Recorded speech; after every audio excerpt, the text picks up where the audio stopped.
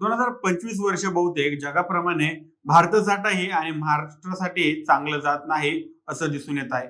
अनेक दुर्घटनांनी 2025 वर्ष भरलेलं आहे.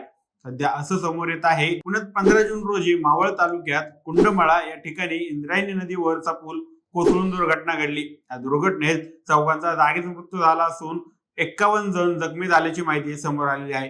इंद्रायणी नदीत पडलेले आणखी किती जण बेपत्ता आहेत याची माहिती अद्याप प्रशासनाला नाही.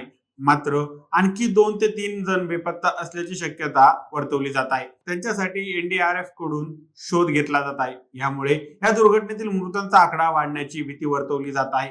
रविवारी 15 जून रोजी एनडीआरएफ कडून रात्रीपर्यंत इंद्रायणी नदीत बचाव कार्य सुरू होतं, पण रात्रीच्या वेळी अंधार झाला असल्याने बचाव कार्य थांबवण्यात आलं. सोमवारी 16 जून पासून पुन्हा बचाव कार्य सुरू करण्याची माहिती समोर आलेली आहे.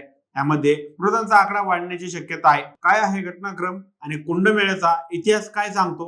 हा पूल कोसळण्यामागे प्रशासन जबाबदार आहे का? समजून घेऊयात या व्हिडिओच्या माध्यमातून. नमस्कार, मी सनी आणि तुम्ही पाहताय दैनिक राजवंत. सुरुवातीला जाणून घेऊया कुंडमाळ्याचा इतिहास काय आहे. कुंडमाळाचा इतिहास हा प्रामुख्याने मावळ तालुक्याच्या भौगोलिक आणि सांस्कृतिक वैशिष्ट्यांचे निगडित असा आहे. मावळ हा मराठा साम्राज्याचा एक महत्वाचा भाग होता आणि इंद्रायणी नदी परिसरातील गावं आणि किल्ले येथील इतिहासाचा एक भाग आहे. कुंडमाळा स्वतः एक ऐतिहासिक स्थळ नसलं तरी त्याच्या आसपासच्या परिसरात शिवकालीन आणि पेशवेकालीन अवशेष सापडतात. लोणावळा आणि खंडाळा येथील किल्ले यांचा प्रभाव देखील आहे. पर्यटन स्थळ म्हणून कुंडमाळा गेल्या काही दशकांमध्ये विशेषतः शहरी पर्यटनामध्ये लोकप्रिय झालं. कुंडमाळा येथील इंद्रायणी नदीवरील लोखंडी पूल हा आजूबाजूच्या गावांना जोडणारा महत्वाचा दुवा होता.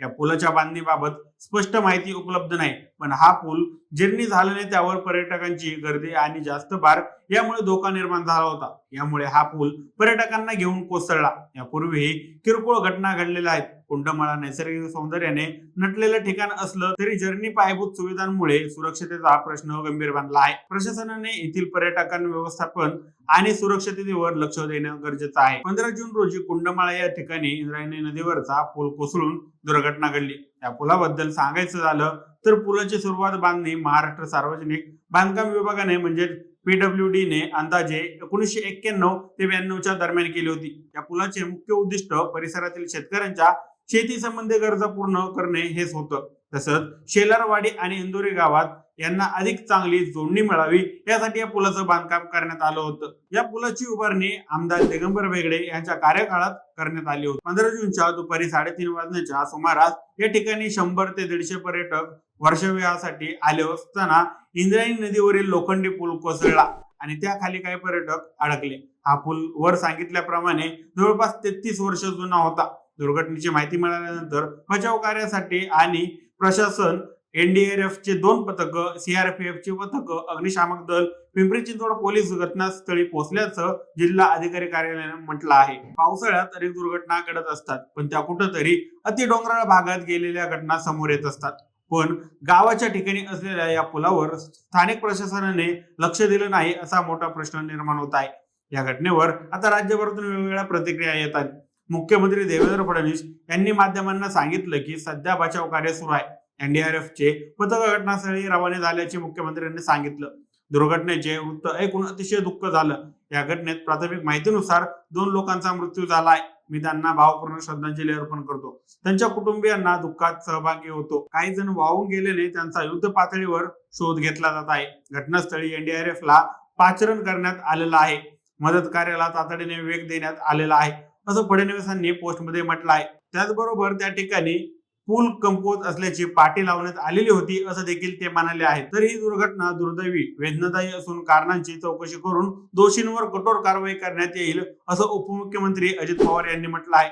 जखमी नागरिकांना आवश्यक सर्व वैद्यकीय उपचार उपलब्ध करण्याचे निर्देश देण्यात आलेले आहेत. या पुलाची अवस्था जीर्ण असल्याची प्राथमिक माहिती प्राप्त झाली आहे. त्यामुळे या दुर्घटनेची सखोल चौकशी करण्याचे निर्देश प्रशासनाला देण्यात आले असून देखभालीबाबत कोणतेही दुर्लक्ष झाल्यास आढळलं तर संबंधितांवर कठोर कारवाई करण्यात येईल असं अजित पवार यांनी म्हटलं आहे. दरम्यान मृत्यूंच्या नातेवाईकांना 5 लाखांची मदत करणार अशी घोषणा मंत्री गिरीश महाजन यांनी केली आहे. दरम्यान या पुलाचं काम करण्यासाठी वर्क ऑर्डर निघाली होती अशी माहिती देखील समोर आलेली आहे.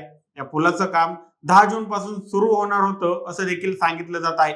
मग मोठा प्रश्न असा निर्माण होतो की जर 10 जूनला या पुलाचं काम सुरू होणार होतं तर मग ते सुरू का झालं नाही आणि मुळात पूल धोकादायक आहे यासाठी कठोर पावले उचलून तो बंद करण्यात का नाही आला, असा देखील मोठा प्रश्न उपस्थित होतो. आता दुर्घटनेचा तपास करून दोषी आढळतील त्यांना योग्य ती शिक्षा होण्याची गरज आहे.